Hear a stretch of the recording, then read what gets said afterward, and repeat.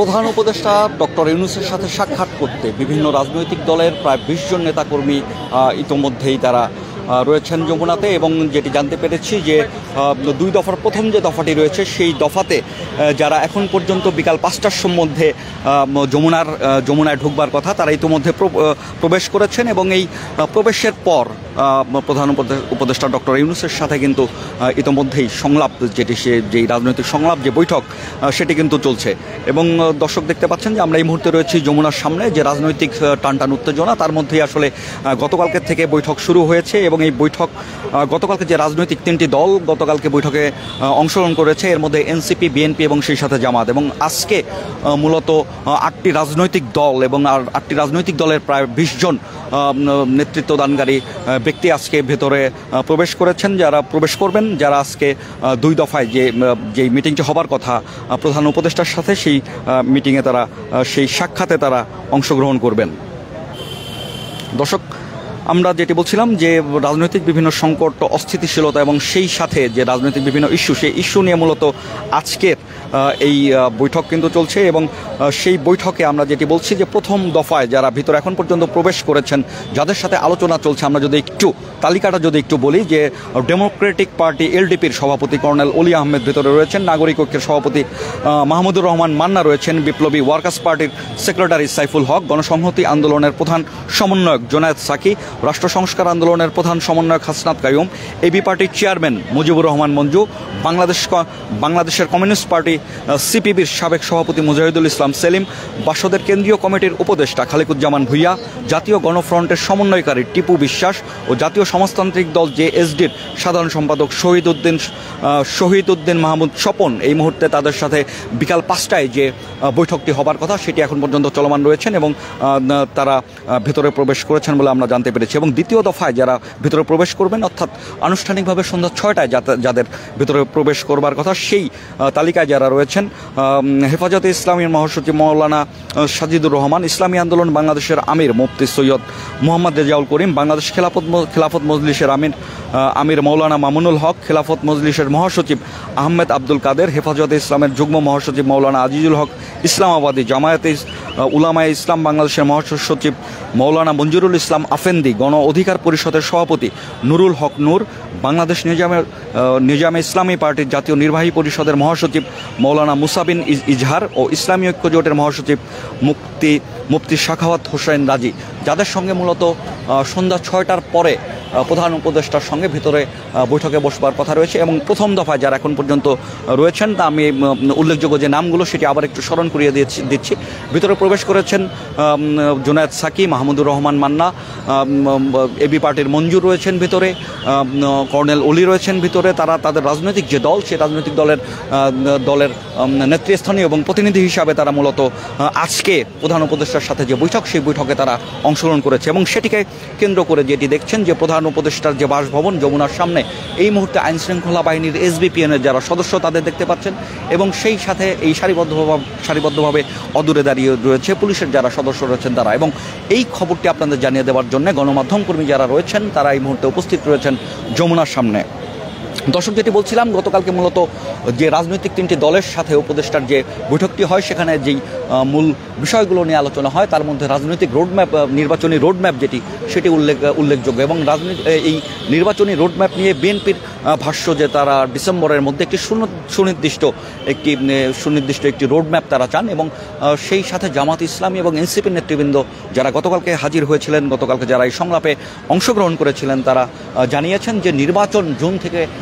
নির্বাচন ডিসেম্বর থেকে জুনের মধ্যে 2026 সালের জুনের মধ্যে হোক সেটি তারা চায়, এবং এর আগে এনসিপি নেতৃবৃন্দ যেটি চান সেটি হল সংস্কার, এবং এই সংস্কারের সাথে কিন্তু ঐক্যমত পোষণ করেছেন জামাত ইসলামের যারা সদস্য, যারা নেতৃবৃন্দ এসেছিলেন তারা, এবং সেই সাথে জুলাই সনদ চান এনসিপির নেতৃবৃন্দ, এবং বিএনপির নেতৃবৃন্দ যারা রয়েছেন তারা বর্তমান যে রাজনৈতিক যে সংকট এবং প্রধান উপদেষ্টার সাথে তাদের যে একরকম একটি দূরত্ব তৈরি হয়েছে সেই দূরত্ব ঘোচাতে মূলত তারা গতকালকে প্রধান উপদেষ্টা ডক্টর মোহাম্মদ ইউনূসের সঙ্গে তারা বৈঠক করেছেন, এবং এই বৈঠকের পরবর্তীতে তারা গণমাধ্যম কর্মীদের সাথে যে বৈঠকে যে আলাপ হয়েছে, যে আলোচনা হয়েছে, রাজনৈতিক স্থিতিশীলতা আনবার জন্যে তাদের যে সংলাপ হয়েছে সেই সংলাপের পর গণমাধ্যম কর্মীদের কাছে তারা তারা তাদের তাদের প্রত্যাশার কথা, তাদের আলোচনার কথা গতকালকে জানিয়েছেন এবং সেই বিষয়গুলোর মধ্যে অন্যান্য যে বিষয়গুলো উঠেছে সেটি অন্যতম রয়েছে মানবিক যে করিডোরের কথা, যেটি সাম্প্রতিক সময় আলোচনার বিষয় ছিল, সেই বিষয়টি আলোচনা হয়েছে এবং যেটি জানছিলাম যে আমরা চট্টগ্রাম বন্দর নিয়েও আলাপ হবার কথা এবং আজকে যে রাজনৈতিক দলগুলো রয়েছেন তারাও সাম্প্রতিক যে রাজনৈতিক ইস্যু, সেই ইস্যুগুলো নিয়ে তারা আজকে প্রধান উপদেষ্টার সাথে সংলাপে বসেছেন। আমরা যদি একটু রাজনৈতিক সাম্প্রতিক যে টাইমলাইন, সেই টাইমলাইনের কথা যদি আমরা বলি, যে সাম্প্রতিক সময় জগন্নাথ বিশ্ববিদ্যালয়ের যে দাবি, যে আন্দোলন, সেই আন্দোলনকে ঘিরে রাজনৈতিক যে অস্থিরতা, যে অস্থিতিশীলতা, সেটি শুরু হয় এবং এরপরেই বিএনপি নেতা ইশরাককে মেয়র করা নিয়ে প্রথমে ডিএনসিসি যে প্রাঙ্গণ, সেখানে তাদের আন্দোলন এবং পরবর্তীতে যমুনা প্রধান উপদেষ্টার যে বাসভবন, সেখানে তাদের অবস্থান এবং আন্দোলন এবং সেই দাবির পরপর ইশরাককে মেয়র ঘোষণা করা এবং সেই সাথে বিভিন্ন রাজনৈতিক দলের এই প্রাসঙ্গিক বিষয়কে নিয়ে কেন্দ্র করে তাদের যে মন্তব্য, মত এবং পাল্টামত, সেই পাল্টামতের পর এবং যেটি আমরা জানতে পেরেছি যে সেনাপ্রধান যিনি রয়েছেন ওয়াকারুজ্জামান, তিনি ঢাকা সেনানিবাসে অফিসার যারা রয়েছেন তাদের অ্যাড্রেস করে যে বক্তব্যগুলো দিয়েছেন, সেটির প্রসঙ্গ সব কিছু মিলিয়ে যে রাজনৈতিক অবস্থা তৈরি হয়েছে, যে ইস্যুগুলো তৈরি হয়েছে, সেই ইস্যুর প্রেক্ষিতে রাজনৈতিক দল এবং প্রধান উপদেষ্টা কী ভাবছেন, তাদের আসলে সমন্বয়টা কীভাবে হবে, তাদের যে দাবি, তাদের যে পরামর্শ, সেই পরামর্শ পারস্পরিক যে পরামর্শ, সেটি জানবার জন্য সেটি একসাথে তারা বৈঠকে বসে তারা বিভিন্ন প্রাসঙ্গিক অবস্থা তারা সমাধানের চেষ্টা করছেন। দর্শক, যেটি বলছিলাম, আমরা এই মুহূর্তে রয়েছি যমুনার সামনে এবং সেই যমুনার সামনে আপনারা দেখতে পাচ্ছেন যে অধীর আগ্রহে যারা গণমাধ্যম কর্মীরা রয়েছেন, যারা মূলত আপনাদের কাছে যে আজকের যে বৈঠকের পর যে ব্রিফিং রাজনৈতিক ব্যক্তিরা দেবেন, সেটি দেওয়ার জন্য আমরা এই মুহূর্তে এখানে হাজির হয়েছি। দর্শক, আমরা যদি একটু দেখতে পাই যে যাদের আসলে এই যমুনার সামনে কখনো আসেনি, তাদের যদি একটু দেখায় যে ঠিক যমুনার সামনে যে প্রেস ব্রিফিং করবার জন্য একটি টিন শেড যে একটি ঘর, সেটি দেখতে পাচ্ছেন এবং সেখানে কিন্তু সাংবাদিক যারা রয়েছেন, গণমাধ্যম কর্মী, তারা অপেক্ষমান রয়েছেন যে কখন রাজনৈতিক দলগুলোর নেতৃবৃন্দ এখানে হাজির হয়ে তারা আজকের বৈঠক সম্পর্কে ব্রিফিং করবেন। দর্শক, যেটি বলছিলাম যে রাজনৈতিক দল যে দুটি দফায় ভাগ করা হয়েছে, একটি প্রথম দফা এবং দ্বিতীয় দফায় ইসলাম ঘরানার যেসব রাজনৈতিক দলগুলো রয়েছে, তারা দ্বিতীয় দফায় সন্ধ্যা 6টার সময় আনুষ্ঠানিকভাবে প্রধান উপদেষ্টার সাথে বৈঠকে বসবেন। সেখানে মামুনুল হক, ফয়জুল করিম এবং সেই সাথে হেফাজতে ইসলামের বিভিন্ন নেতারা আজকের যে বৈঠক সন্ধ্যা 6টার পরে সেটিতে অংশগ্রহণ করবেন এবং সেই সাথে সেই অংশে রয়েছেন গণ অধিকার পরিষদের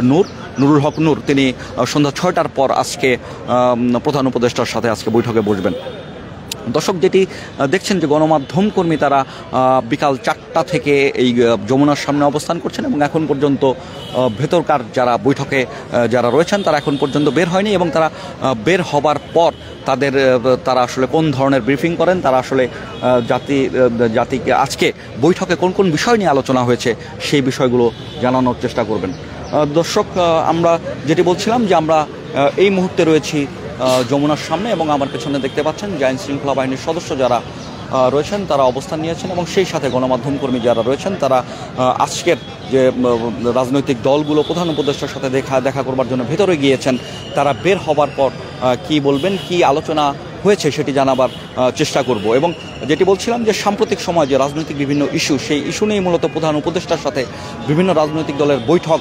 গতকালকে থেকে শুরু হয়েছে। গতকালকে 3টি রাজনৈতিক দল, বিএনপি, এনসিপি এবং জামায়াত ইসলাম, এবং আজকে মোট 8টি রাজনৈতিক দলের 20 জন নেতা প্রধান উপদেষ্টার সঙ্গে দেখা করবেন এবং সেই দেখা করার পরে তাদের সঙ্গে কি আলাপ হয়েছে সেটি আপনাদের জানিয়ে দেওয়ার চেষ্টা করব। দর্শক, আপাতত আমি বিদায় নিচ্ছি। সাজ্জাদ শুভ, দেশকাল নিউজ।